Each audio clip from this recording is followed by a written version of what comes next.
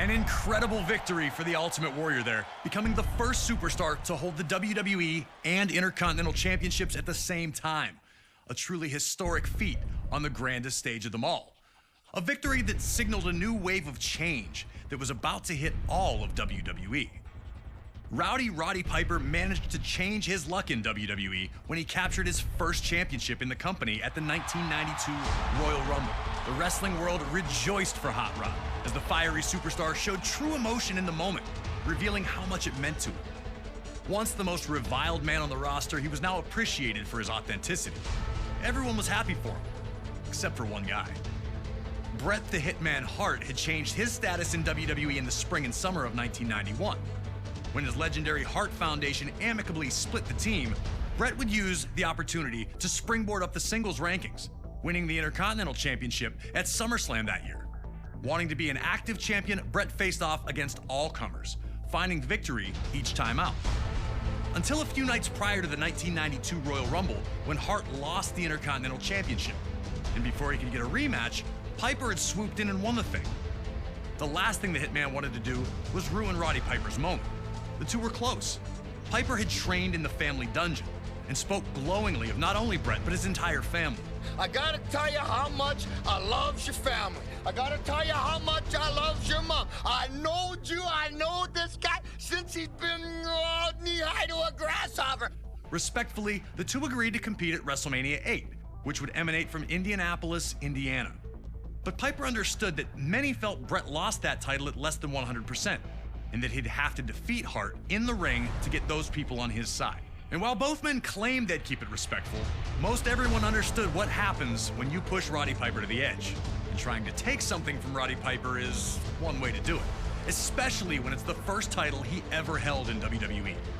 And so it was Bret Hart's technical mastery against Roddy Piper's street fighting in an unheralded classic was produced by two absolute masters of their craft. And while they both tried to keep it friendly, you just knew it wasn't gonna last. Nearly 20 furious minutes of action unfolded between the two, each with near victories along the way. Blood, sweat, and tears was never more appropriate. The two gave their all on the goal of earning the WWE Intercontinental Championship. So, get in there and do your best to beat Roddy Piper to the punch. But beating Hot Rod is no easy task, even if you are the best there is, the best there was, or the best there ever will be.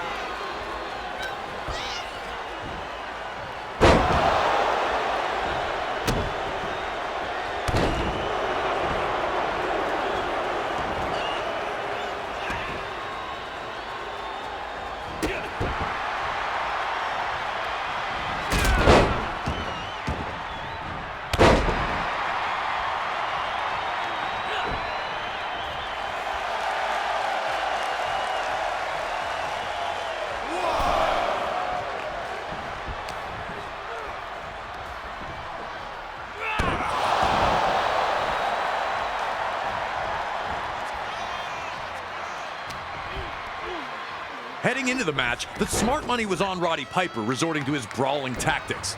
But he looked to try and wrestle with Bret Hart at the start, which led to predictable results, with Bret outmaneuvering Piper.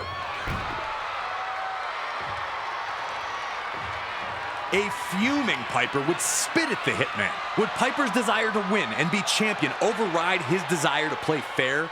Could Hart use Piper's legendary temper as a constant exploit? Piper was already reverting to the man people knew him to be, and Hart was looking to exploit that fiery temper by embarrassing Piper as often as possible.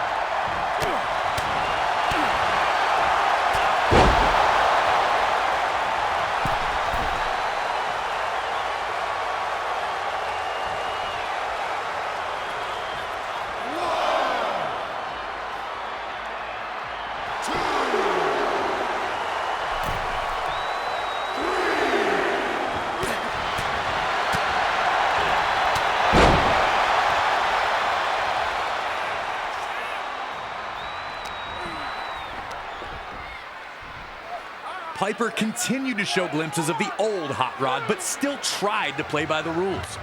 He was desperate to remain champion, but his respect for Hart and his family kept him from unleashing that old demon inside. And Hart used that to his advantage, tricking Piper by feigning a shoulder injury after landing awkwardly on a dropkick.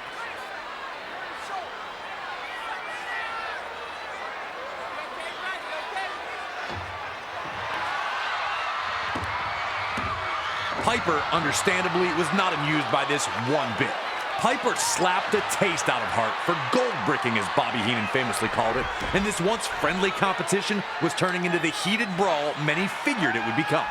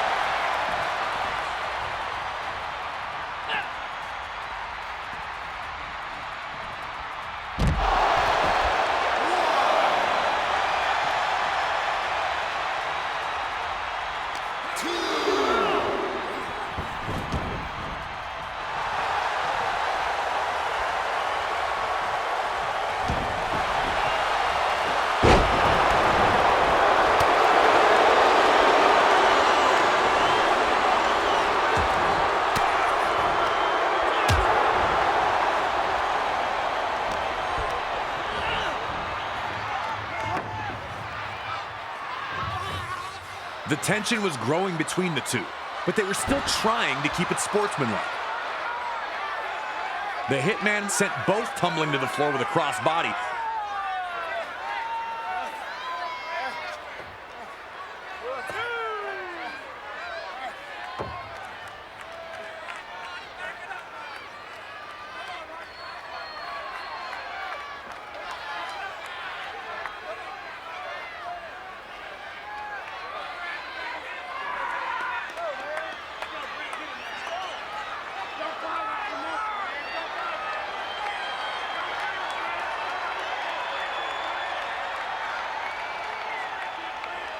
Piper would respond by holding the ropes for Hart to re-enter.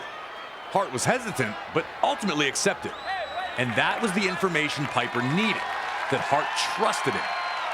Piper would immediately violate that trust by telling Bret his boot was untied and unloading a huge sucker punch. The gloves were off, and the two were in a fight for survival. Hart wanted to use little tricks, while Piper just suckered him with the old, "your shoe's untied." A huge shot from Piper, and it looks like the Hitman may be busted open.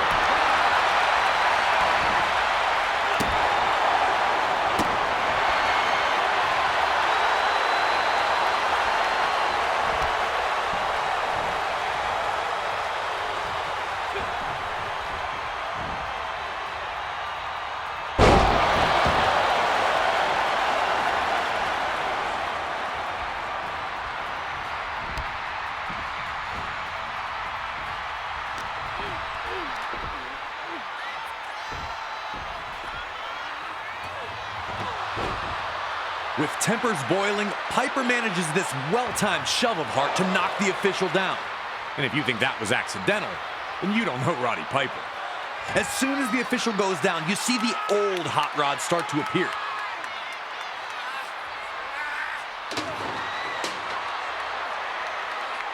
He's brawling with Hart at ringside. He's throwing him into the ring steps.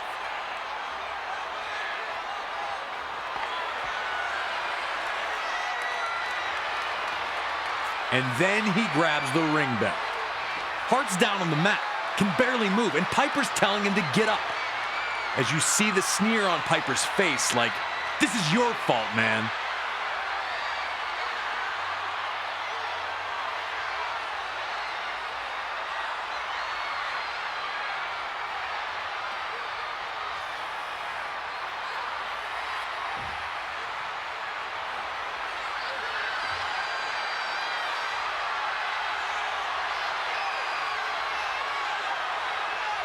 As Piper measures Hart up for the bell shot, you can see the inner struggle. What would the Hart family think about this? What would your fans think about this? How could you look Bret Hart in the eye if you win it this way? And he keeps lifting the bell as if he's going to use it, and you're wondering which Roddy Piper is going to win out, the angel or the devil. And then he does the right thing and tosses the bell aside. In an instant, he's got Hart in a sleeper hold. Piper has Hart beat. But the Hitman had one more counter up his sleeve, trapping Piper in the pinning combination while still in the sleeper hold. More amazing was how the instant the match was over, the respect between the two immediately returned.